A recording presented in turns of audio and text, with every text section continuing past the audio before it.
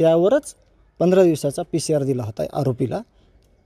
आज माझी भूमिका अशी आहे, जर ह्या आरोपीला मोक्का अंतर्गत मोक्का आणि 302 मध्ये खुनाच्या आरोपाचं नाही घेतलं तर उद्या 10 वाजतापासून माझं एक वैयक्तिक माझ्या कुटुंबाचं मोबाईल टावर त्यावर जाऊन मी स्वतःला संपून घेतो।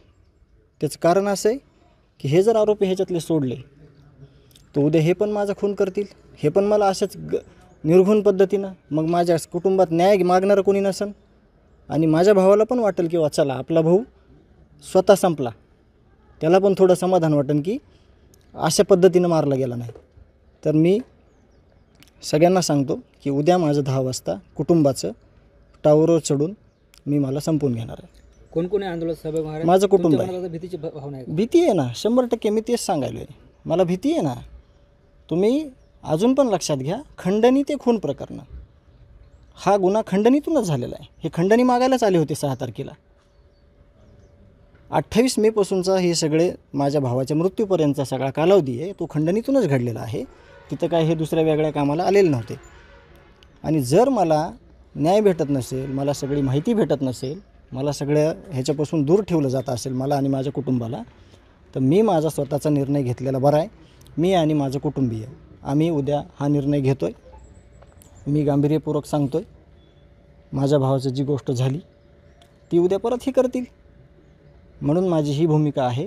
मी उद्या 10 वाजता सकाळी माझ्या आंदोलनाला सुरुवात करीन, टावरवर जाणार आहे मी आणि मला संपून घेणार आहे। तुमच्या आंदोलनाचं स्वरूप नेमकं कसं असणार आहे? मी टावरवर जाणार आणि मला संपून घेणार। मला सगळ्यांपासून ह्या भीती आहे, खंडणी ते खून प्रकरणातले आरोपी जे आहेत FIRवर तुमच्या, ते एकाला एक केलं आहे।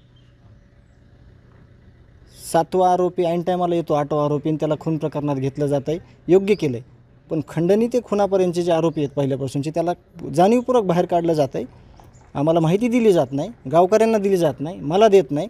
मग मी विश्वास ठेवलेला चुकलो का? मी मुख्यमंत्री साहेबांवर विश्वास ठेवला, कालपर्यंत बोलतो आहे मी की माझा सगळ्यांवर विश्वास आहे, पण यंत्रणा जर आम्हाला सगळी माहिती देत नसेल, कोणाला तरी वाचवण्याचा प्रयत्न करत असेल, तर आमच्या ह्या न्याय मागण्याला मला वाटते काहीच अर्थ नाही। म्हणून मी गांभीर्यपूर्वक सांगतो आहे की माझं उद्या आंदोलन असेल आणि मी तुम्हाला आव्हान करतो आहे की माझं आंदोलन हे अशा गोष्टीनं होईल।